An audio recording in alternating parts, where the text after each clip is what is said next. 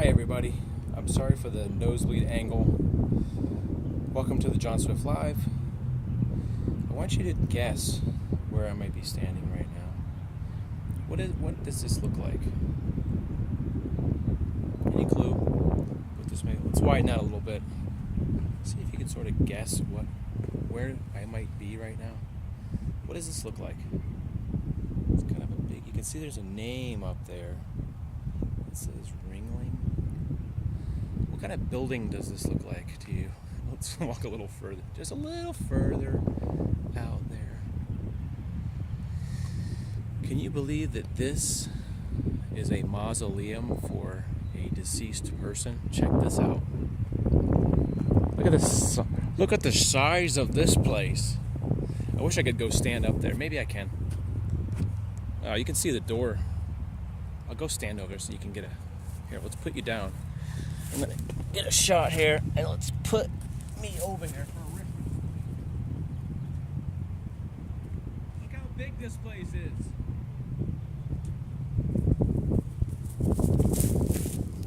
Did you see how big that was? This is Charles Ringling's mausoleum tomb thing. The sun's at a pretty cool angle right now. How like all the clouds are like in a big circle above the building is really interesting. I wish this camera could visualize that a little bit better. You can kind of see. Well, let's back up a little bit. Let's see if you can get a really cool shot. See that? With the clouds around the building, it sort of looks like some kind of weird shot from a movie, right? Doesn't it? Looks like a real weird shot from some kind of movie. It reminds me of The Ninth Gate with Johnny Depp. Have you ever seen that? The Ninth Gate. There's a shot in there at the end where there's this big castle. So let's take a little look. You can see it's Ringling.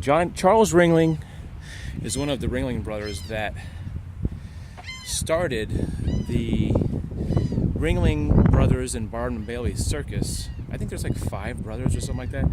John Ringling and Charles Ringling were instrumental in a lot of the property development in Sarasota County, as well as I believe they gave land to the city to like make the courthouse and all that stuff, the jail and all that stuff. All right, let's take a look at the building here. Let's take a look.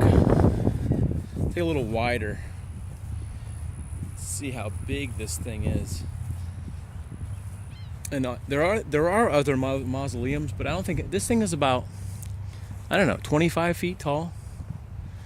And it's all like pink marble. It's funny because the way he is living now is pretty close to the way he lived when he was alive. He lived when he was alive, right? Look at this place. It's like a giant. Let's look at it from this angle here. There we go. It's like a big monolith. It's almost like something you'd think you'd see in Washington, D.C. Isn't that crazy looking? So by comparison, look at all the other graves and everything. There's another mausoleum over there, which is not quite as big. There's another one. Usually a mausoleum is like a little one-story house. This is like a big 2-story thing.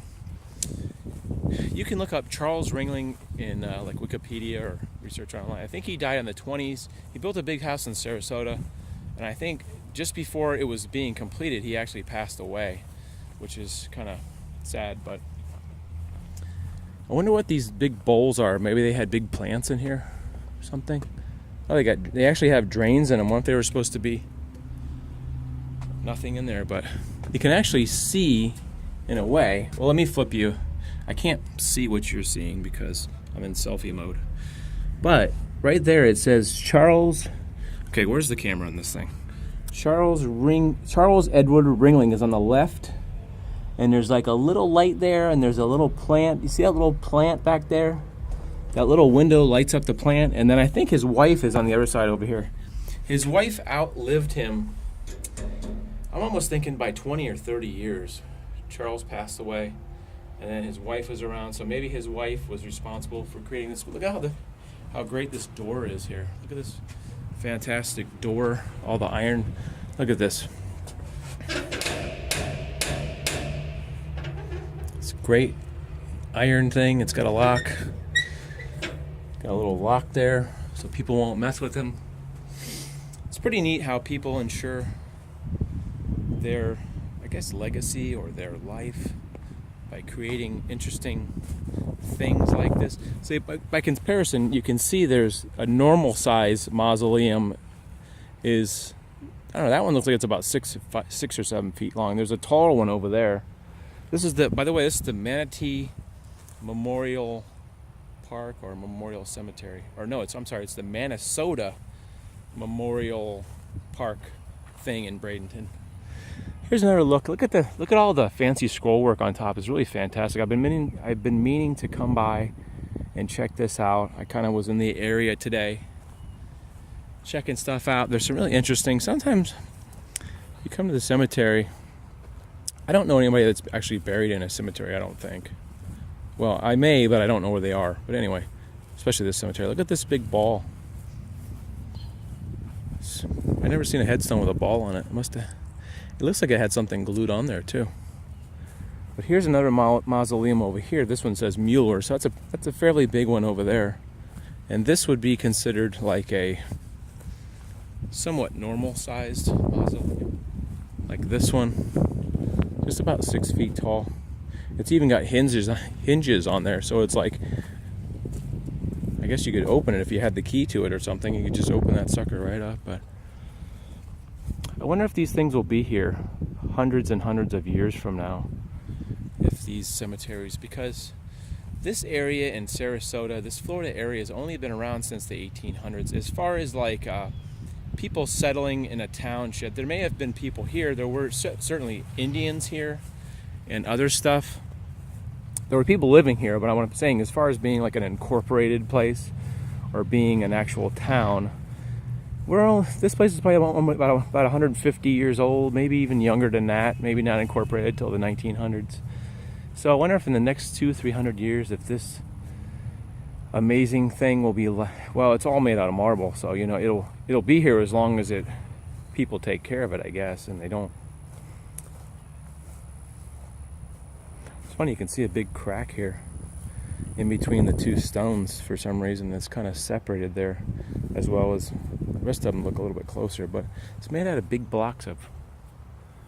It's pretty fantastic as far as mausoleum goes, don't you think?